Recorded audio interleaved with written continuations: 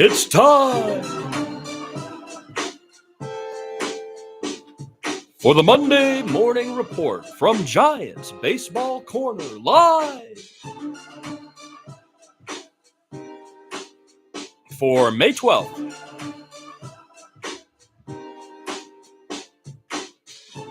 Bud Black has been fired. That's right. The Rockies manager Bud Black has been fired.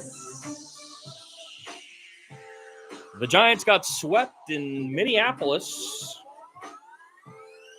The Dodgers and D-backs split their first season series 2-2, and that was a hard-fought one. There was a lot to learn from that, my friends. But it ended with the Dodgers doing what they do. It is the 40th game report. The Monday Morning Report today on the 12th of May is the 41st game. There are 162 games in the MLB season, so this is about a quarter of the way.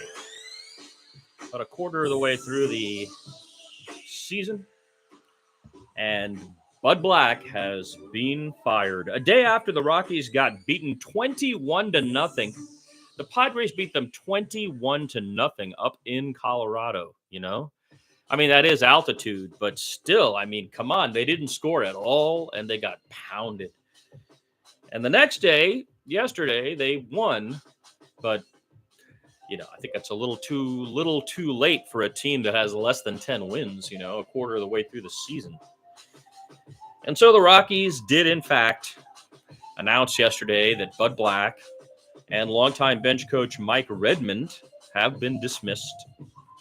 Warren Schaefer, previously the team's third base coach, will serve as interim manager.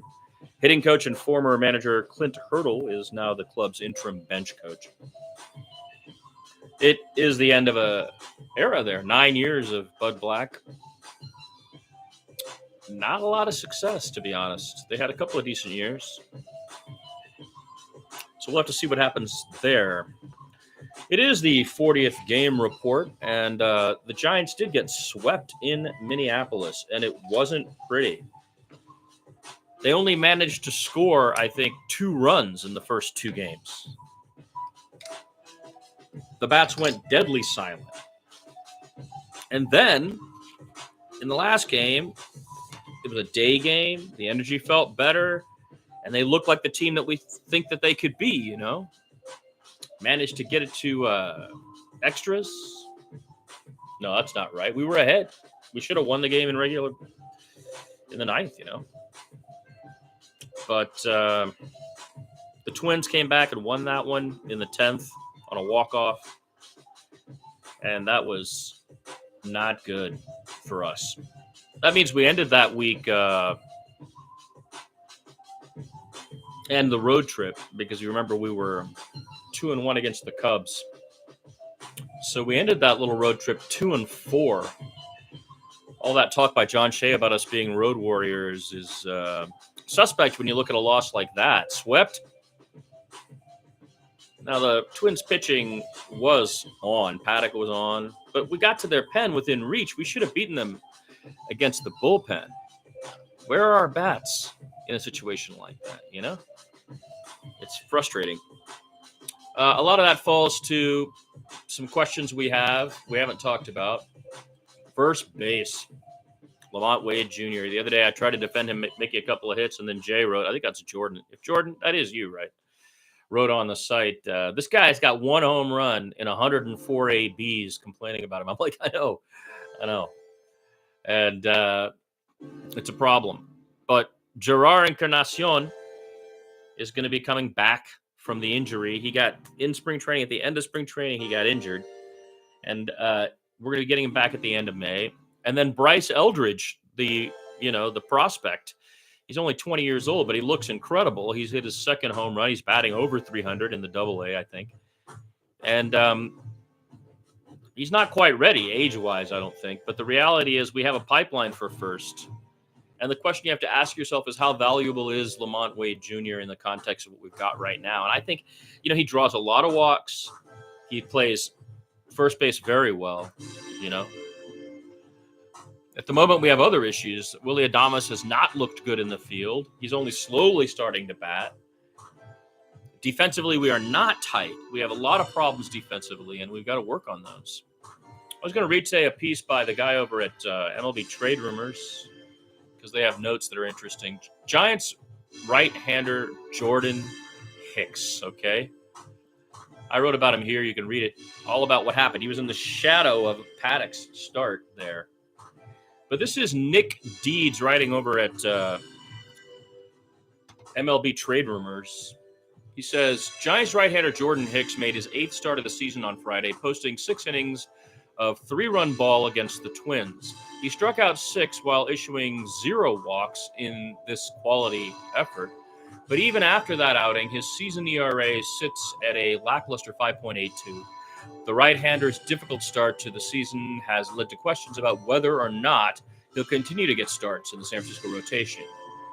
But Susan Slusser of the San Francisco Chronicle notes that manager Bob Melvin stood by the 28-year-old in his comments after Friday's game. The presence of Hicks in the rotation alongside veterans Logan Webb, Justin Verlander, and Robbie Ray leaves just one spot in the club's starting mix for a young arm. That spot is currently being occupied by Landon Rope, who had a lackluster 4.89 ERA in 7 starts this year, but strong peripherals, including a 3.95 FIP.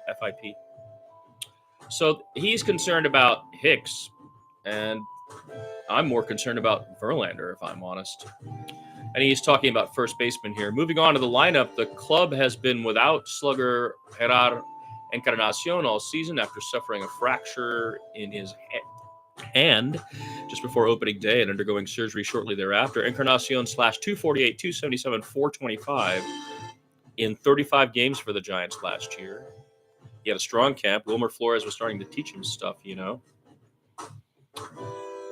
Susan Slusser, he reports, also noted that Melvin told reporters Encarnacion will be seeing time at first base during his rehab assignment. Lamont Wade Jr. has hit a paltry 150, 246, 252 in 123 plate appearances at first base this year. And Encarnacion could potentially take over the position and at least provide a possible offensive upgrade over David VR as a platoon partner for Lamont Wade. Whoever gets reps at first base will be feeling pressure from the minor leagues, given the presence of consensus top 25 prospect Bryce Eldridge in the minors. But the 20-year-old has just 15 games at the AA level this year and is unlikely to be considered for a promotion to the majors until later in the year, if he's even on the radar to be in the majors this year at all. So that kind of backs up some of the things we've been talking about here.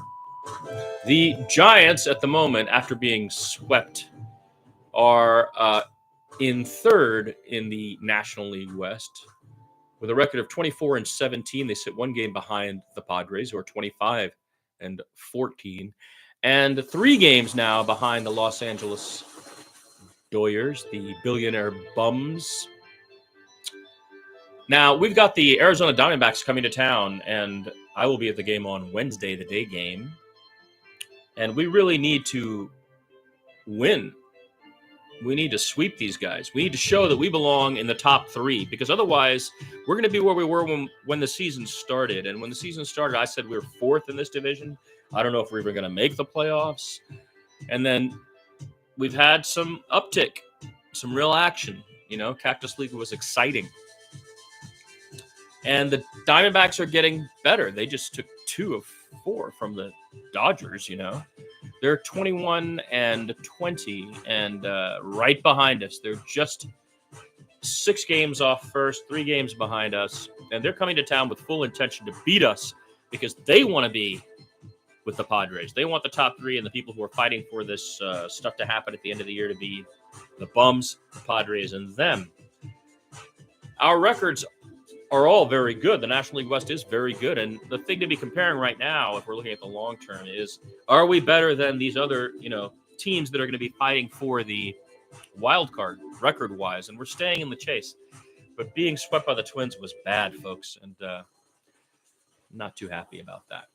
So that is going to do it for this week's Monday morning report. I am thinking about stopping this, friends. I have done several. I think I did a month's worth of this stuff. But, and I have been calling some games. That's been fun. But it's a little ludicrous when I have no audience, really. So if you guys decide you want this, and this is something you think is interesting, what you need to do is subscribe to the channel. If there are 50 subscribers, then I'll pick this up again. Otherwise, I will be writing continuously every single game I cover at Giants Baseball Corner. And you can always read everything I'm doing or see any broadcasts there. I put up some behind-the-scenes stuff today about how I do radio and some commentary. But thank you all for joining me, those of you who did. And I'll see you at the yard. Let's go Giants. This has been Giants Baseball Corner, live with your host,